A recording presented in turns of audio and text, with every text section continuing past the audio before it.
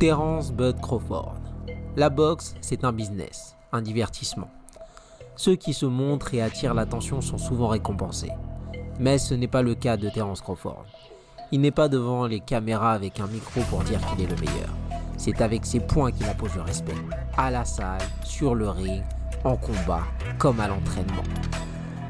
Contrairement à la nouvelle génération de boxeurs qui se targuent d'être des athlètes, Bud montre qu'il est avant tout un combattant. Le natif d'Omaha a déjà à son actif 3 titres de champion du monde et un titre de champion incontesté. Efficace à distance et agressif, Terence Crawford n'est pas là seulement pour gagner ses combats, mais il est là aussi pour blesser ses adversaires. Étant dans la catégorie glamour des welterweight à 147 livres, il est un des combattants en lice pour devenir un des rois de cette catégorie. Avec ses 75% de KO, un ring IQ très élevé, Terence Crawford est sans doute un des boxeurs les plus complets de sa génération. C'est Sensei Boxing et aujourd'hui je vous montre comment boxer comme Terence Crawford. The best welterweight in the world. He goes back to the great welterweights like. Nous avons déjà vu le switch hitting dans la vidéo de Prince Nassim Hamed et je vous invite d'ailleurs à la regarder. Le lien sera dans la description. Crawford a cette capacité de changer de garde tout comme Prince Nassim. Mais contrairement à celui-ci, sa technique s'effectue en plusieurs temps. Dans un premier temps, il va boxer dans une garde, dans ce cas-ci orthodoxe. Il va utiliser son jab afin de prendre des informations et feinter pour évaluer les réactions de son adversaire et faire des tactiques de désinformation. Lorsqu'il est coincé ou en difficulté, il va changer de garde et utiliser un check hook pour se sortir de certaines situations. Ici, ça résulte en un accrochage. Une fois les infos collectées, Crawford devient beaucoup plus précis avec ses coups. Il est capable d'envoyer des enchaînements et surtout, il arrive à établir son rythme et frapper régulièrement. Face à un Beltran, il va se retrouver à nouveau dans les cordes car celui-ci lui met la pression et essaie de le cadrer. Notez bien qu'il va changer de garde à nouveau afin de s'échapper. Mais contrairement à la première fois, ça ne résultera pas en un accrochage car il a déjà vécu la situation. Ensuite, il va utiliser les avantages d'être gaucher afin de bloquer le jab de Beltran avec le sien. Le changement de garde lui permet d'avoir sa main dominante devant lors des batailles de jab.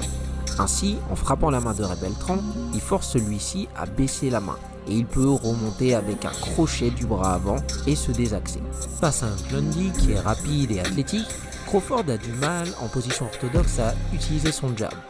En effet, Lundy bouge la tête et trouve le moyen d'esquiver les coups de Crawford avec aisance. Néanmoins, Crawford s'habitue à la situation et surtout, il a les informations qui l'intéressent. Aussi, il va prendre le temps de changer de garde.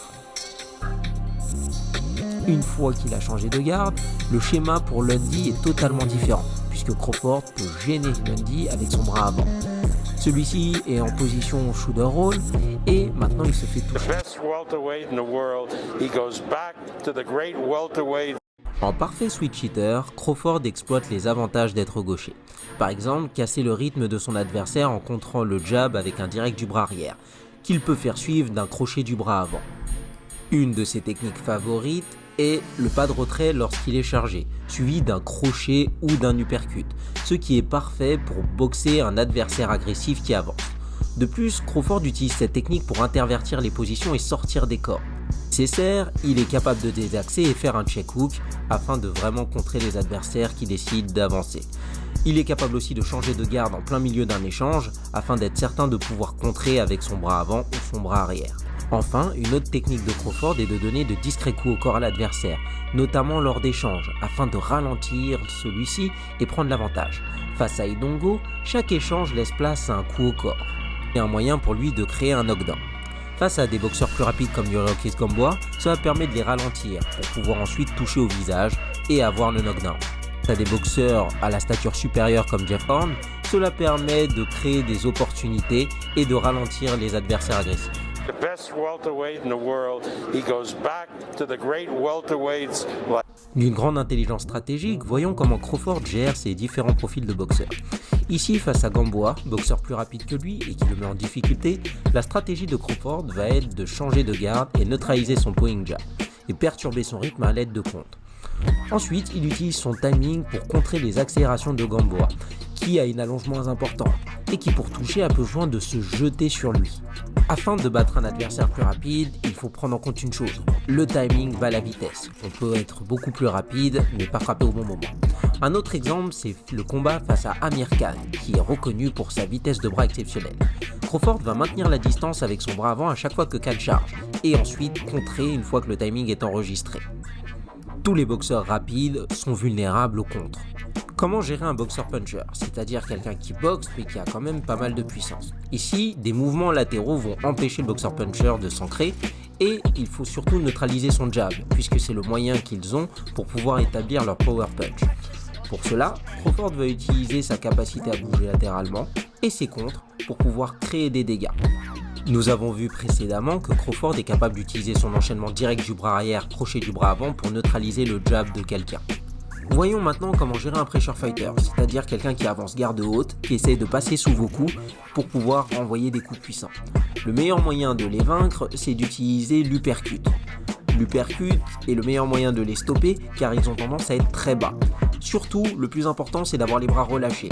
Le but n'est pas de créer un uppercut puissant, mais d'en placer souvent afin de le fatiguer. Un autre moyen de neutraliser un pressure fighter, c'est évidemment le clinch. À chaque fois que celui-ci essaie de rentrer, l'accrocher, intervertir les positions. Si celui-ci est plus puissant que vous, ça peut être compliqué, mais c'est toujours un bon moyen de stopper l'adversaire. Enfin, pour gérer un boxeur plus grand, il faut utiliser du volume, afin de le forcer à lever les bras. Les bras qui sont utilisés pour maintenir une bonne défense vont faire que celui-ci ne peut pas vous garder à distance à l'aide de ses longs bras. Pour cela, il ne faut pas utiliser des coups puissants, mais surtout beaucoup de coups, le volume plutôt que la puissance. Et là, vous réussirez à créer des ouvertures. J'espère que cette vidéo vous a plu. Si c'est le cas, afin de me le faire savoir, appuyez sur le bouton j'aime.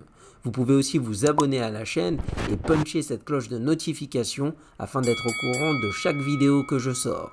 Vous pouvez aussi me suivre sur Instagram à Sensei Boxing Paris pour pouvoir avoir des indices sur le contenu de la prochaine vidéo.